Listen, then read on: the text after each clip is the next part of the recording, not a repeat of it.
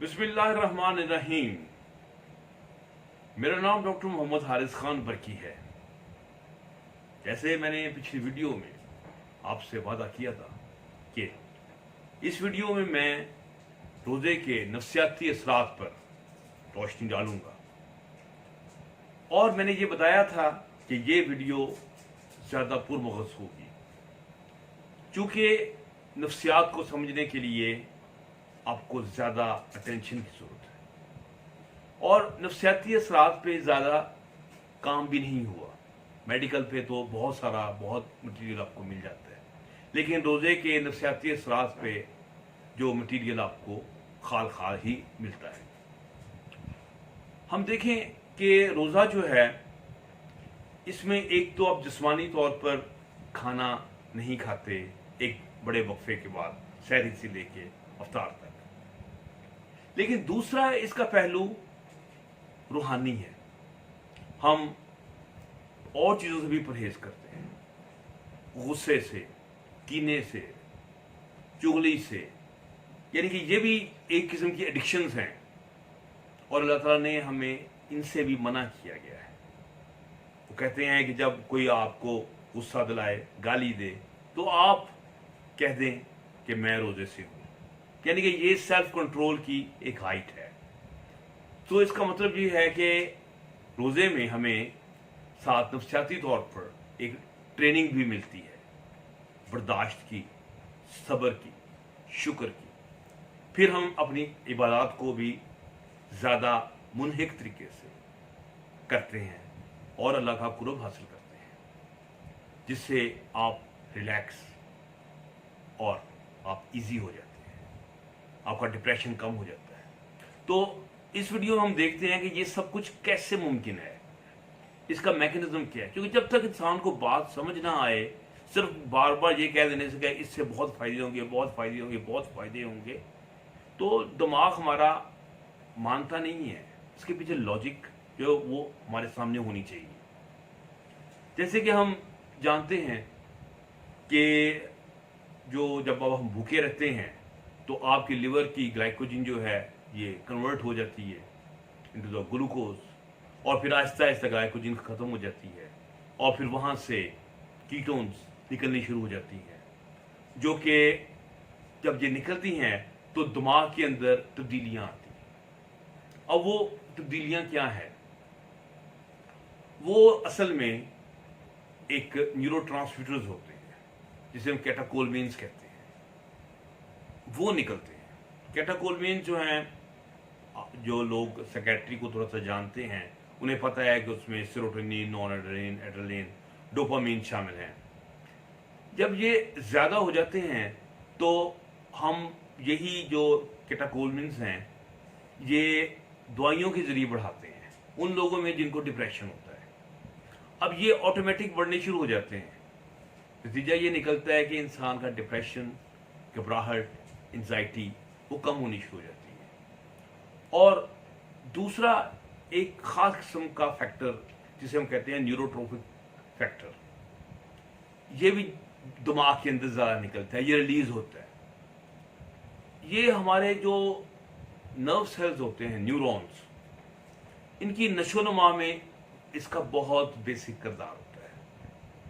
नतीजा ये निकलता है कि ये न्यूरॉन जो हैं ये इनकी ग्रोथ होती है, इनके आपस में जो कनेक्शंस हैं वो स्ट्रॉन्ग हो जाते हैं, और नतीजा ये निकलता है कि इंसान की यादाश्त और इदराक, कॉग्निशन, ये पहले से बेहतर हो जाती है।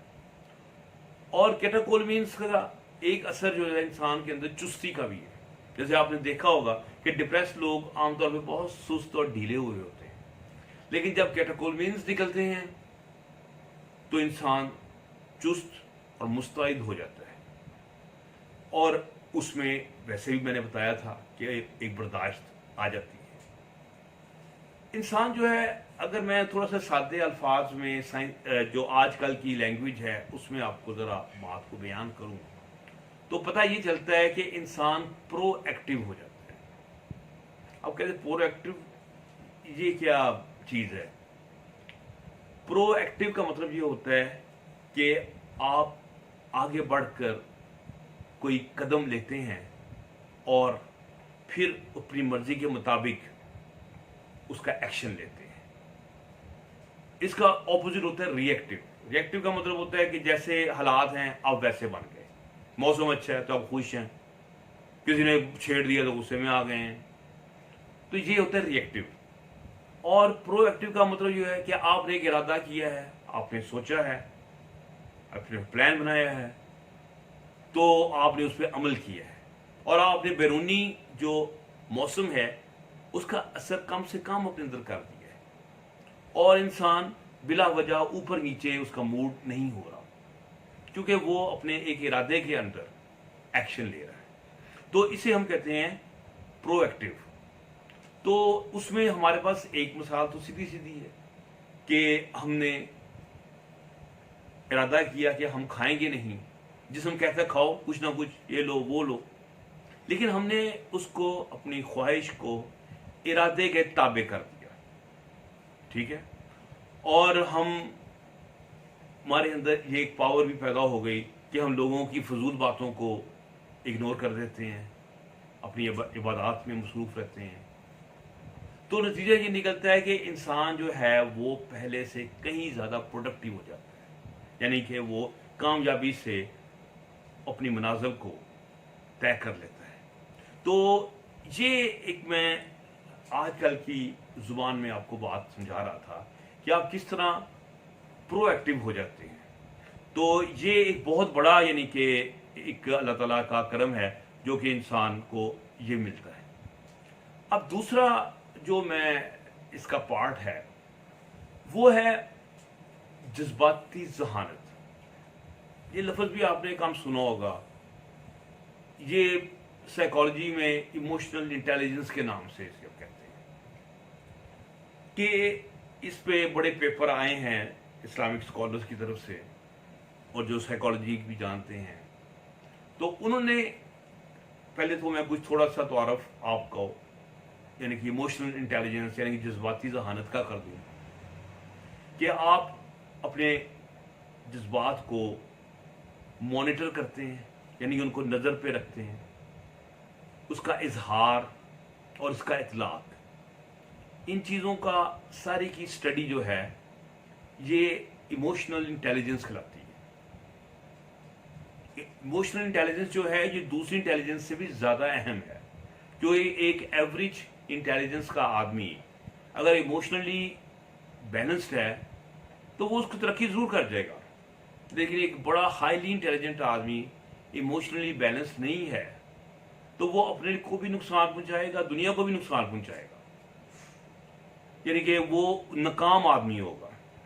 سو اس لیے میں آپ سے بات کر رہا تھا کہ ایموشنل انٹیلیجنس جو ہے یہ کس حد تک اہم ہے, اور اس کا ایک یہ بھی فائدہ ہے کہ یہ آپ سیکھ کر اس میں ترقی بھی کر سکتے ہیں, اس کو آپ زیادہ میچور بھی کر سکتے ہیں, اور اس کو میچور کرنے میں بہت زیادہ ہاتھ جو ہے وہ اس میں آپ کی عبادات کا ہے. اور عبادات میں نماز کے بعد پھر روزہ, یعنی کہ اس میں آپ کو پتہ چلتا ہے کہ یہ کس طریقے سے میں آپ کو بتاؤں گا کہ یہ ایموشنل انٹیلیجنس جو ہے وہ بڑھ جاتی ہے. انہوں نے تجربے یہ کیے کہ لوگوں کے ایموشنل انٹیلیجنس کے تمام پہلے کے پیرامیٹرز لے لیے روزوں سے پہلے کے, پھر ان لوگوں نے روزے رکھے, روزے ختم ہو گئے, پھر ان کو دوبارہ ان کے میئرمنٹس کیے, اور ان میئرمنٹس کے جو نتائج ہیں یہ میں آپ کے سامنے بیان کروں گا کہ ان لوگوں میں کیا کیا چیزیں پیدا ہو گئی.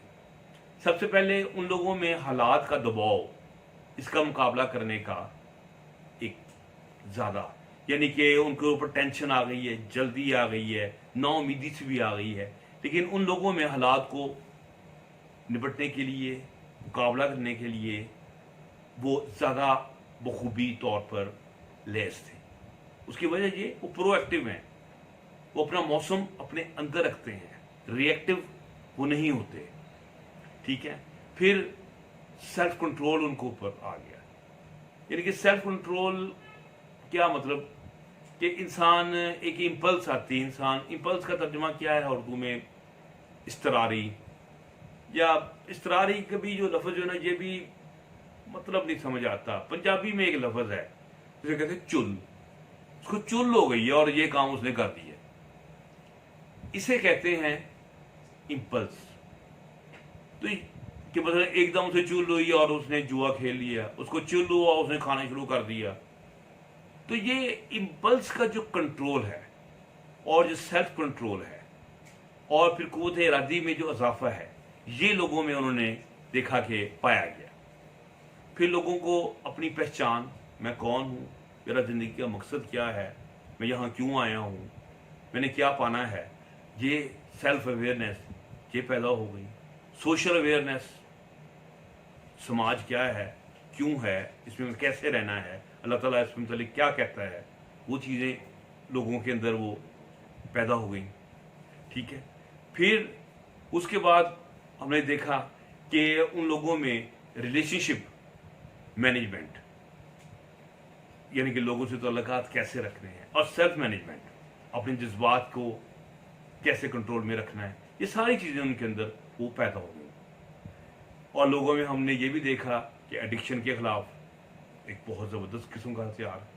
میں آپ کو ایک واقعہ سناتا ہوں. میرا ایک پیشنٹ تھا جو کہ گوانتانامو بے سے آیا تھا. آپ کو پتا ہے بدنام زمانہ جیل ہے وہ. اسے مختلف قسم کے نشوں پہ لگا دیا. پاکستان میں آیا تو ریڈ کراس والوں نے میرے حوالے کر دیا. انہوں نے کہا کہ اگر اس کا ٹریٹمنٹ کر سکتے ہو تو کر دو. اسے اور بھی بے شمار بیماریاں تھیں. کیس تو میں نے پکڑ لیا, لیکن میں ٹو بی آنیسٹ بہت ہوپ فل نہیں تھا کہ یہ بہت ہی 9 سال کا عرصہ, اس میں ایڈکشن, پاگل پن, بہت ساری بیماریاں. میں نے کہا میں کیسے ٹریٹ کروں گا. پر اب اس بندے میں ایک خوبی تھی کہ وہ مذہبی اسکالر تھا. تو کہتا جی میں نے زندگی میں وعدہ کیا تھا میں اگر میں گوانتانامو بے سے زندہ گیا تو میں زندگی بھر داؤدی روزے رکھوں گا. اب کہ داؤدی روزے کیا ہوتے ہیں؟ یہ لوگ کچھ ہوتے ہیں کہ حضرت داؤد نے شاید ایسے کیا تھا